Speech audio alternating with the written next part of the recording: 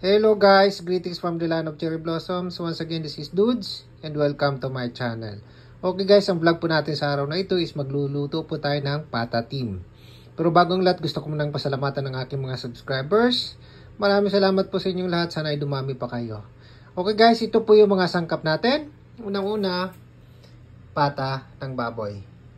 Gagamit tayo of course ng sibuyas, bawang, pamintang buo, star anise at dahon ng laurel, no?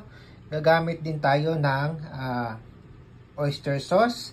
Gagamit tayo ng pineapple. Gagamit din tayo ng ketchup. Of course, gagamit tayo ng toyo. So, mga kapinya ang gagamitin ko, ha? Gagamit din tayo ng Sprite at pechay. Okay? Ano pang hinintayin nyo? Tara na, magluto na tayo.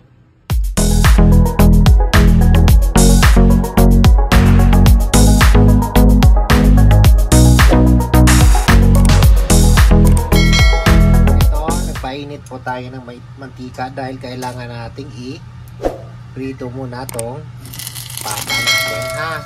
Ayan. Prito muna natin siya bago natin i-luto. Okay? So, napakuluan ko na yan kanina mga 10 minutes.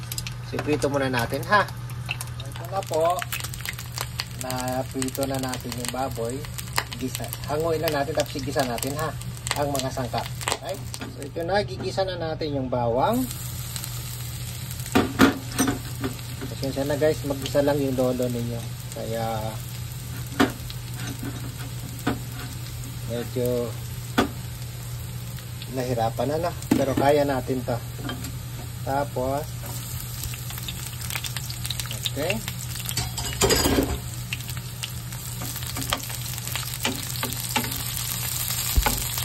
Tapos, isama na natin yung laurel at saka yung star anise, ha. Igisa na natin.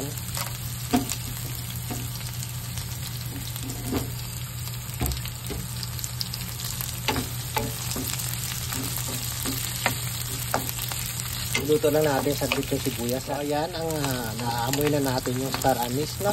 Ilagay na natin yung pata. Igisa na natin yung pata ng baboy.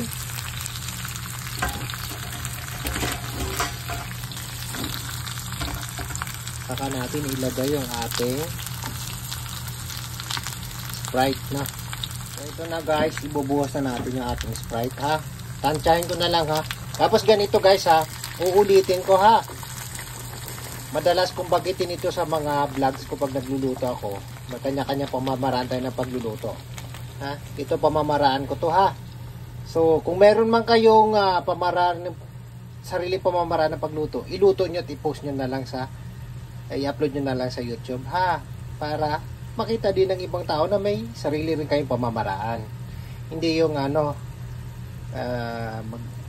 tungal kayo sa post ng iba, nagbubukha tuloy kayo mga inggiterang palaka.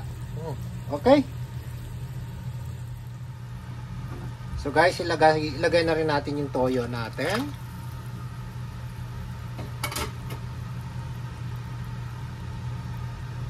Tapos ihalo na rin natin yung ating oyster sauce, ang ating ketchup,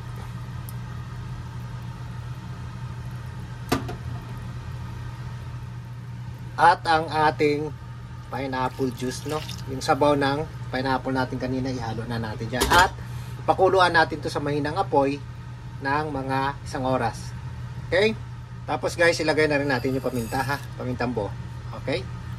At pakuluan lang natin siya ng 1 oras. Guys, habang pinapalambot natin yung ating pata, nag-init ako ng tubig kasi gusto ko palambutin na. Pakuluan lang yung ating pechay.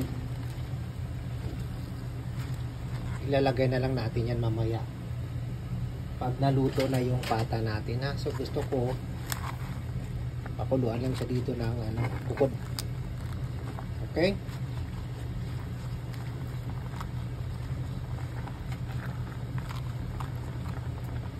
Ito guys, baligtarin po natin ha.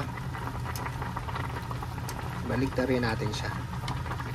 So paulit-ulit na natin gawin to ha.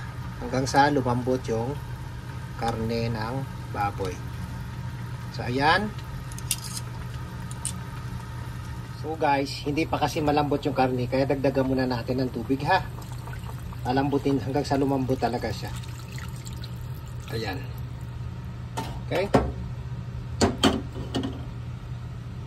So ito guys, 1 oras at kalahati na natin pinakuluan to, no? Ilagay na natin yung ating pineapple. At siguro luto na natin mga 15 minutes para luto na natin mga 15 minutes, pwede na siguro kainin ito.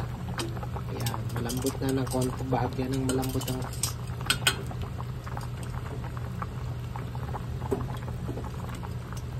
malambot ng bahagya itong ating karne. Nabubula lang lolo ninyo.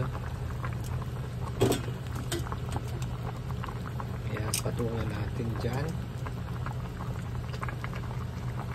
Ayan.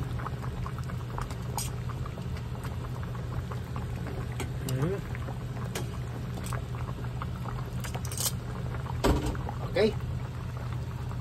Maya ulit. So guys, ito na po yung ating patatim. Yung patatim ni Mang Dudes, no? So, ulitin ko. Ito po yung pamamaraan ng pagluluto ko ng patatim. Ayan, tikman natin.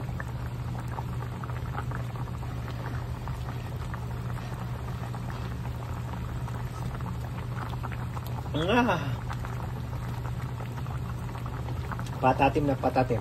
Kaya yan. So, ito na. Pwede na kainin yung patatim natin. So, there you go guys. Ito na po yung patatim ala Dudes. Ayan. So, malambot po yung karne ng baboy. Ayan. So, maraming salamat po. Sana nagustuhan po ninyo ang vlog natin sa araw na ito. At kung nagustuhan po ninyo, huwag sana ninyo kalimutang mag-like, mag-comment at higit sa lahat mag-subscribe. At huwag kalimutang pindutin ang notification bell para magiging updated kayo sa sunod ko pa mga vlogs. Maraming salamat po. Domo arigato gozaimashita.